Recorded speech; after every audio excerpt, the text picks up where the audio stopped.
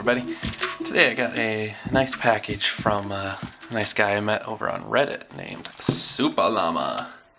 So he's up in Canada. He said I wanted to see if I wanted to trade challenge locks with him. So he sent me one and just got it today. And I gotta finish up the one I'm working on for him. Got a few final touches to add to it, try and make it a little bit tougher for him. And I'll have it on his way now that I have his address too, so really excited to see.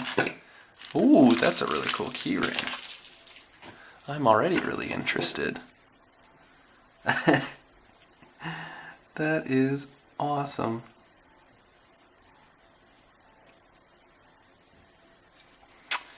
Why you gotta send me such cool stuff? And we've got a Corbin Russwin. Looks like a home filed key, so nice Corbin Russwin essa habla. Oh boy.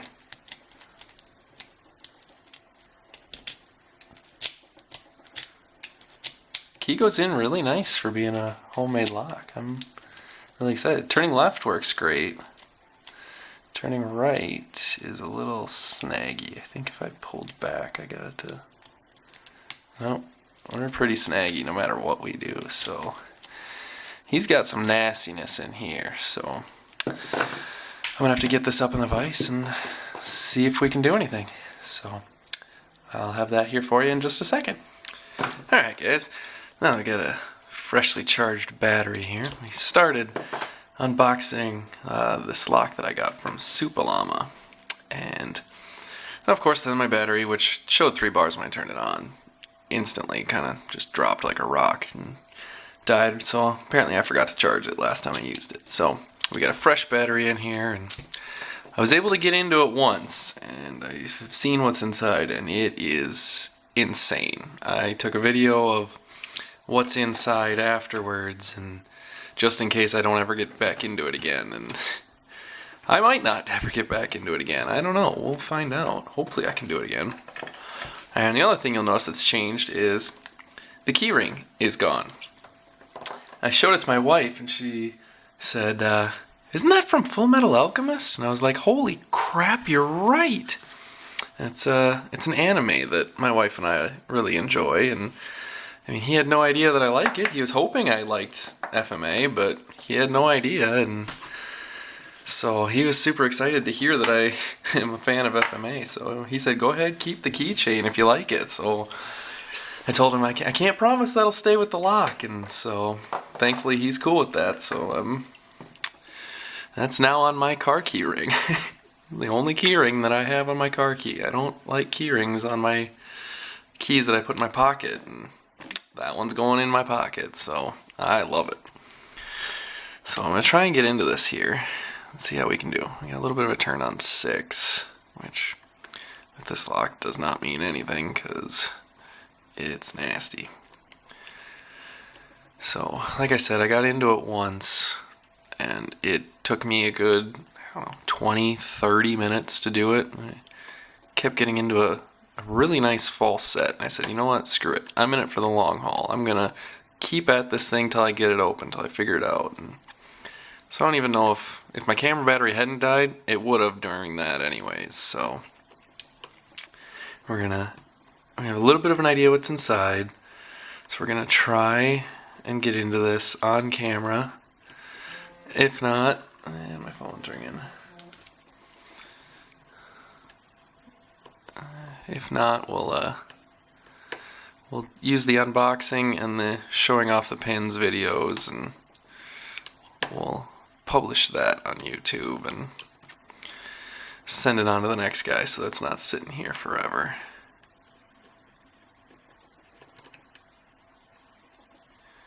So we've gotten 2 nice turns on this here.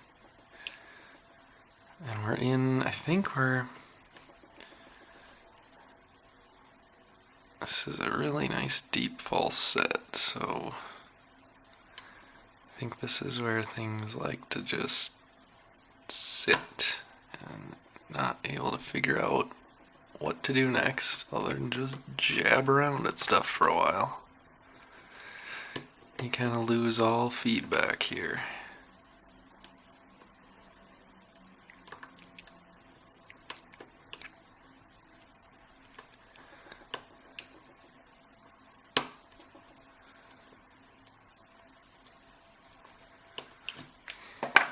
Switch to my deepest hook that I've got here.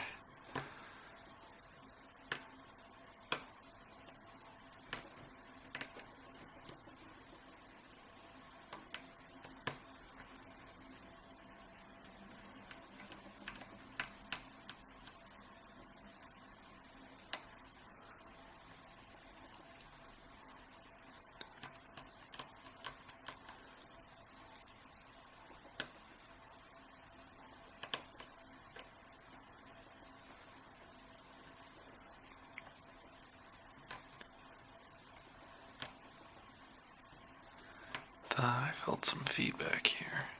Let's see if I can find it.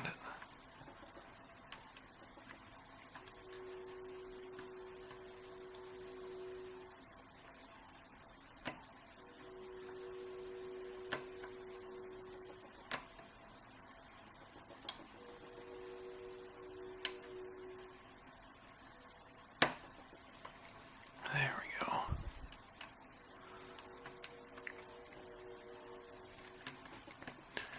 I really hope I can get this open on camera. It's gonna take at least 10 minutes, I think, but we'll see if I can do it shorter.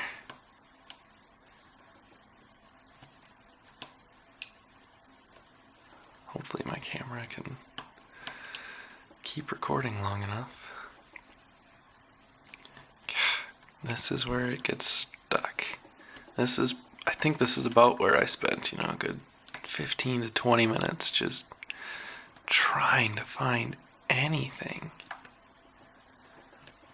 I mean, if you look, it's a Corbin Russwin, so it wasn't perfectly straight up, kind of started at an angle.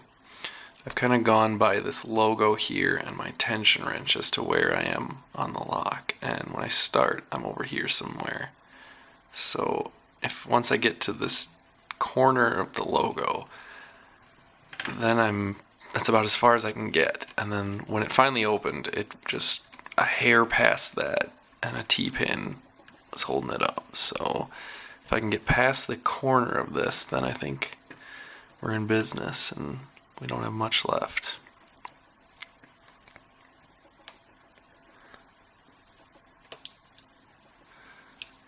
But I really want to get into this and show it off for you guys, because it is probably the toughest challenge lock that I've faced. I mean, I've got a couple here that I haven't gotten into yet that I don't know what's inside of them, so I can't say how nice they are on the inside, but they're very tough. So this is one of probably the top 3 toughest challenge locks I've had, and having seen what's inside, I know of the pins I've seen, this is the most intricate lock I've ever encountered.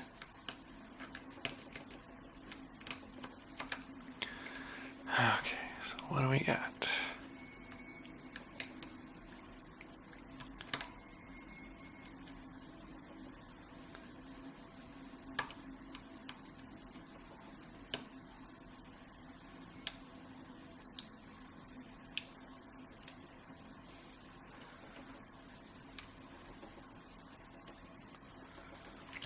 It's gotta be way in the back.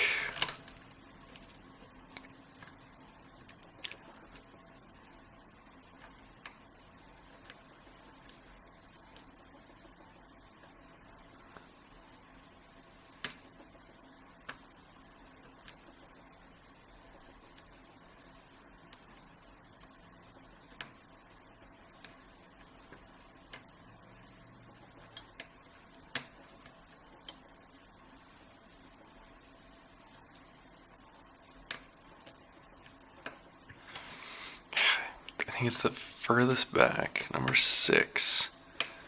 Feels like it gives this counter rotation, and then you get to a spot and it just stops moving.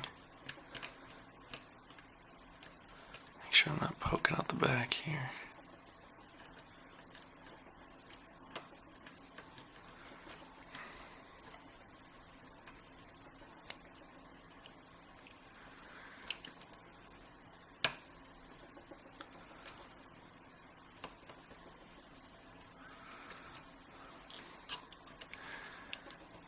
don't think it's one.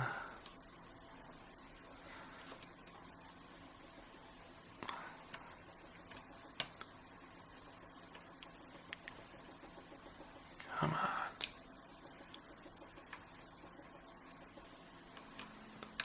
It's gotta be these back pins holding me up.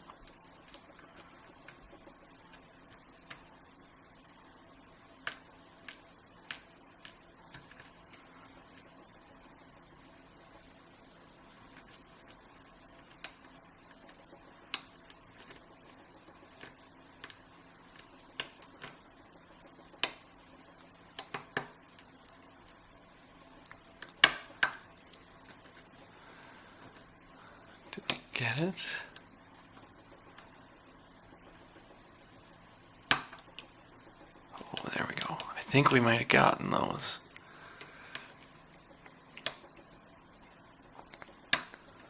Oh, I think we did get the ones in the back. Good. We're close. I think we're close. Come on. Another turn. Yep, we're past that corner. I think we've just got like a T-pin or something just barely hanging in there left.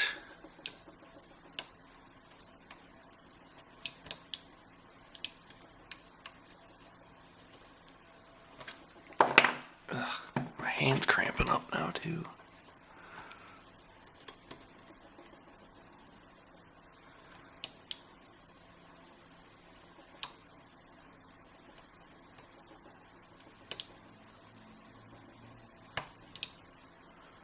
Come on, something, give me some feedback.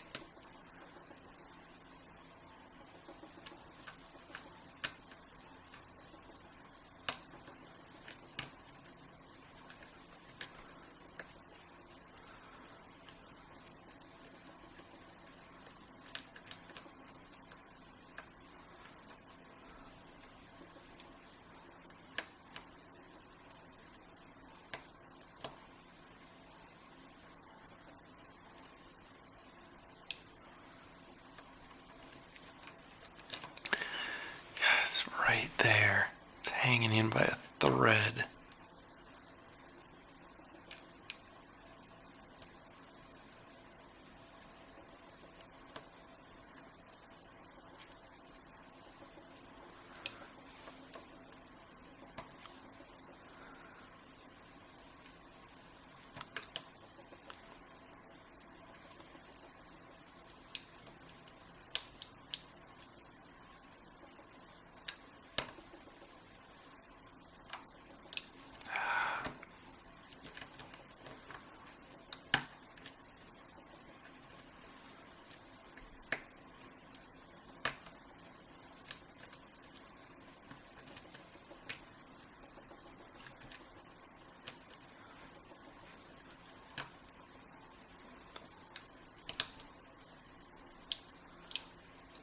Oh, come on, we are so close. Just open.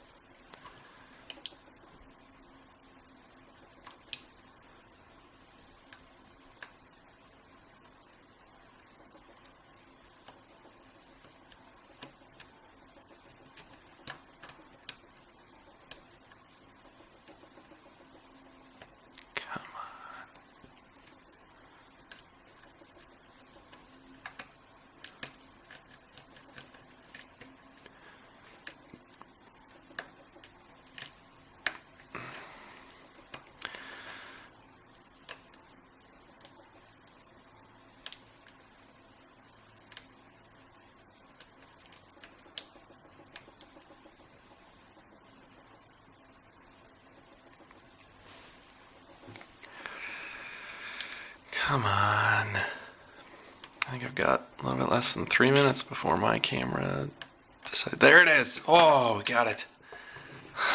That. Oh, get out of there. That is an open. Oh, man. Alright, so 13 minutes into the video. Good night. Now, I know my camera, for some reason, doesn't like to record longer than like 16 minutes or something. So I'm going to do my best to get as far into this as I can before it stops, and then I'll restart recording, of course. So the video will be broken, but I'm going to do the best I can. Because I don't think I'm getting this thing open any faster than that ever.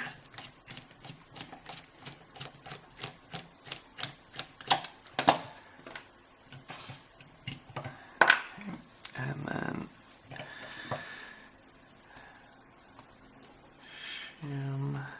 the problem I have with this as well, I don't have a follower that's the same size as this. Not even just that piece, but the core is thicker than all of my followers. So I gotta do the best I can to be careful, get everything through, and then as you can see the pins starting to poke down, so I gotta be really, really careful with this. But, so, bottom pins are all standards. That was the first thing that completely shocked me. Took a page out of my book and did to me what I did to Bill. Alright, now let's try and do this very, very carefully.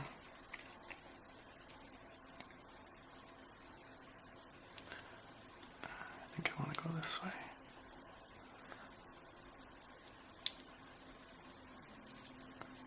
So, I'm going to have to try and do a close-up later, but these are...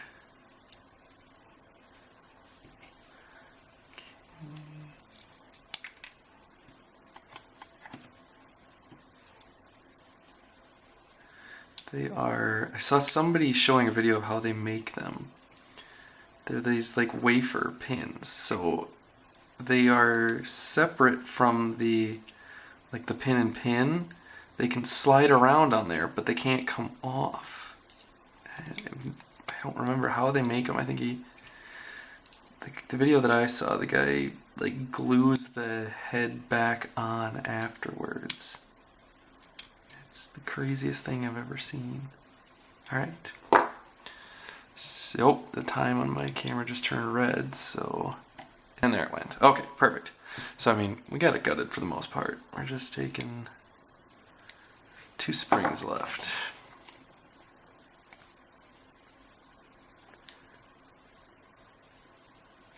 Fly out at me like that. And the last one is 2.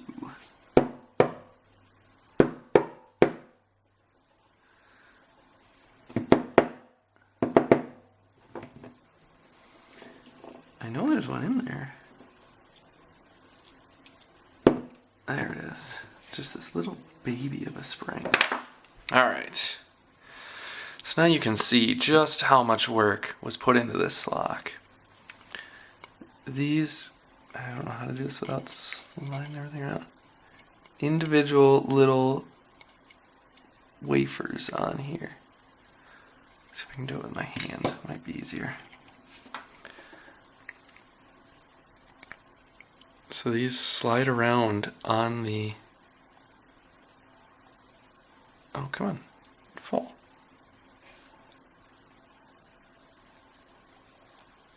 They're movable. And they don't come off. So you got a little bit of a lip on the bottom here. Just absolutely ridiculous. And then 2 is... It's kind of got really, really, really shallow spool. Just barely even cut down on there. But then it is a pin and pin. So that is going up my sleeve. There we go. That. And then 3, we've got another one of these wafers that can slide around. Come on, focus. There we go. Independently of the pin. 4 is a really... Good grief, I'm not doing well today. It's a really, really sharp, deep spool with a really, really tiny T-pin on the bottom. 5, we're back to this wafer thing again. And 6 is just like a standard commercial spool that he turned into a pin-in-pin.